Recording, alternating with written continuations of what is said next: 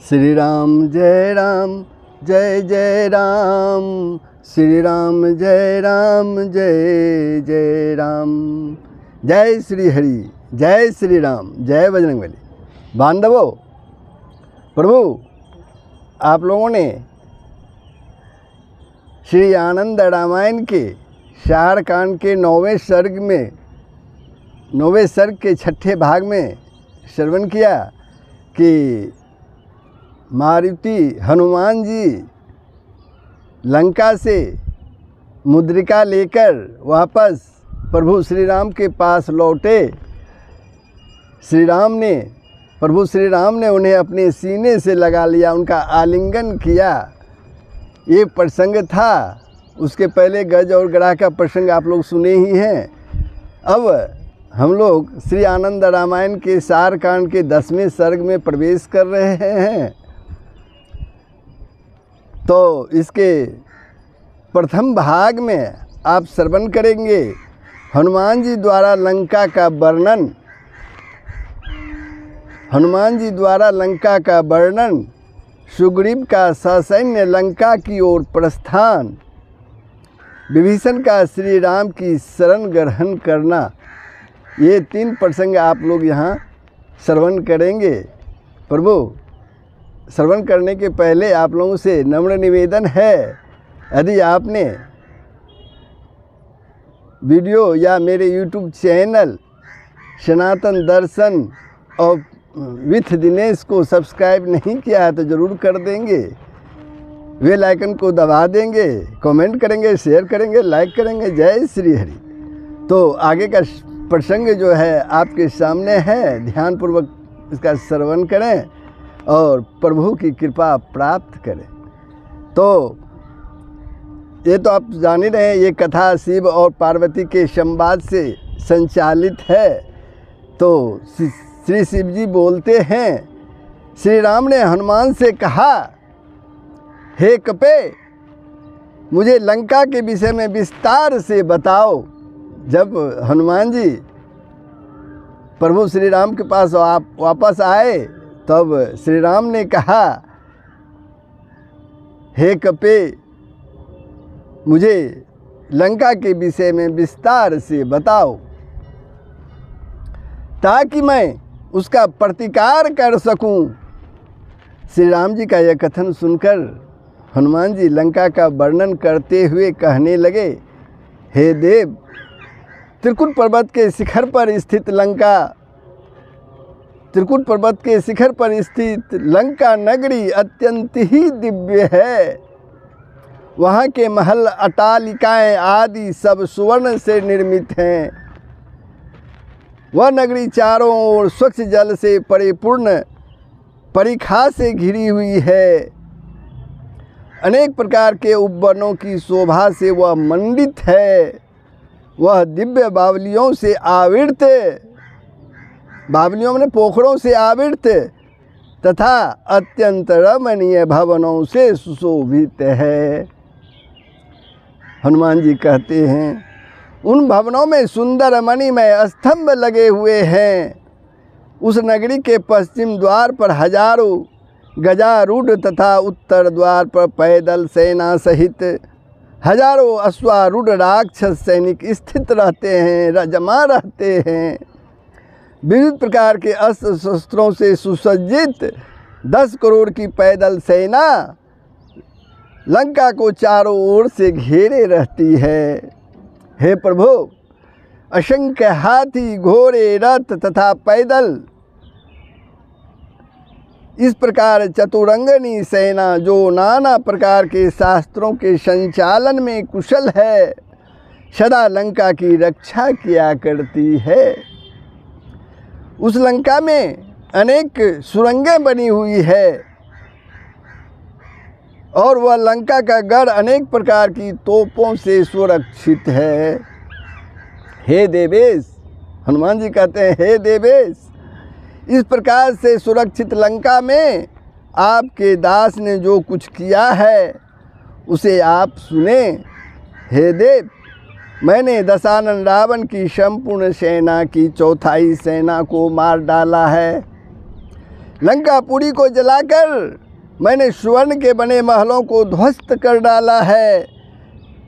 हे देव, हे प्रभु, मैंने वहाँ की अनेक सुरंगों तथा तोपों को भी नष्ट कर डाला है। हे देव, अब आपके जाने मात्र से लंका पुनः भस्म हो जाएगी। लंका के उत्तर की ओर सुवेल पर्वत है। लंका की उत्तर की ओर सुवेल पर्वत है। पश्चिम दिशा में परलंका है। दक्षिण दिशा में निकुंभिला है। वहाँ पर जोगनी बट विद्यमान है। लंका के पूर्व की ओर लघु लंका है। लंका के पूर्व की ओर लघु लंका है, जिसके मध्य में लंका अत्यंत कांति से मंडित है। त्रिकुट पर्वत के शिखर पर स्थित उस लंका को मैंने अपनी पूंछ की आग से जला डाला। हे देवेश, अब आप प्रस्थान करें, हम लोग क्षार समुद्र की ओर चलें। मारुति के इस प्रकार के वचनों को सुनकर राघव श्री राम कपीश्वर सुग्रीव से बोले, हे सुग्रीव, समस्त सैनिकों को प्रस्थान के लिए आदेश दो। आज इस समय विजय नामक मुहूर्त है। आज इस समय विजय नामक मुहूर्त है। आज श्रवण नक्षत्र से युक्त आश्विन मास के शुक्ल पक्ष की विजयादशमी की शुभ तिथि है। हे वानर श्रेष्ठ, हम लोग क्षार समुद्र की ओर चलें। बड़े बड़े सेनापति आगे पीछे तथा अगल बगल से सेना की रक्षा करें। नल सेना के आगे रहे और नील पीछे से रक्षा करे।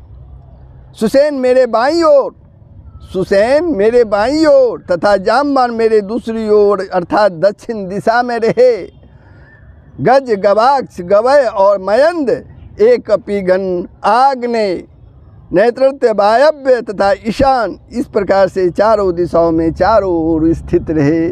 चारों दिशाओं में चारों ओर स्थित रहे। शत्रुओं को मारने में कुशल दूसरे द्विविध आदि प्रधान कपि सब ओर से वानरी सेना की रक्षा करते हुए चले। मैं हनुमान के कंधे पर सवार होकर आगे आगे चलता हूँ। मेरे पीछे अंगद के कंधे पर आरूढ़ होकर लक्ष्मण चले। हे सुग्रीव, तुम भी मेरे साथ चलो, सभी लोग चलो। वानरों की ऐसी आज्ञा देकर श्री राम ने लक्ष्मण के साथ दक्षिण दिशा की ओर प्रस्थान किया। प्रभु दक्षिण दिशा की ओर लंका की ओर प्रस्थान किया। प्रभु श्री राम सेना के मध्य देश में चल रहे थे। तब उन बंदरों ने अत्यंत भयानक भूभकार शब्द किया। वे ढोल, मृदंग तथा गोमुख सदृश बाजों को बजाने लगे। श्रेष्ठ गजराज के समान आभा से संपन्न वे सभी स्वेच्छा से रूप धारण करने में समर्थ कपिगण रात दिन अनवरत चलते रहे। क्षण भर के लिए भी वे कहीं नहीं रुके।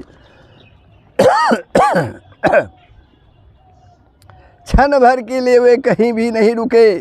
श्री राम के लंका जाते समय अनेक शुभ शकुन होने लगे। वे सभी शाही चल तथा मलिया चल होते हुए क्रमशः दक्षिण समुद्र के तट पर जा पहुँचे। दक्षिण समुद्र के तट पर जा पहुँचे। समुद्र के बालुकामय तट पर श्री राम ने सेना को ठहरा दिया। सभी वानर मिलकर समुद्र कैसे पार किया जाए, इस समुद्र को कैसे पार किया जाए, इस पर विचार करने लगे। इधर लंका में वायुपुत्र हनुमान के द्वारा किए गए विध्वंस को देखकर दशानन रावण ने अपने प्रधान मंत्रियों प्रहस्त आदि से परामर्श किया कि अब आगे क्या किया जाए। अब आगे क्या किया जाए। कौन? रावण ने अपने मंत्रियों से सबसे मिलकर यह मंत्रणा की कि अब आगे क्या किया जाए।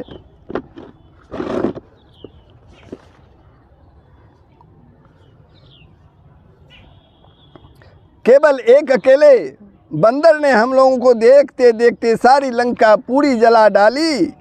उसने सीता का पता कर लिया अशोक वन को उजाड़ डाला और युद्ध में अनेक राक्षसों का वध कर डाला। युद्ध में अनेक राक्षसों का वह वध कर डाला। एक अकेले बंदर ने अनेक राक्षसों का वध कर डाला। मेरे द्वारा अत्यंत प्यार से पालित पोषित मेरे छोटे पुत्र अक्षय कुमार को उसने रण में वध कर दिया। रावण इस प्रकार से जब दुखी हो रहा था, उस समय उन सभी मंत्रियों ने उसे धैर्य बंधवाया और कहा, हे राजन, उस समय तो हमने उसे एक सामान्य बंदर समझकर उसकी उपेक्षा कर दी।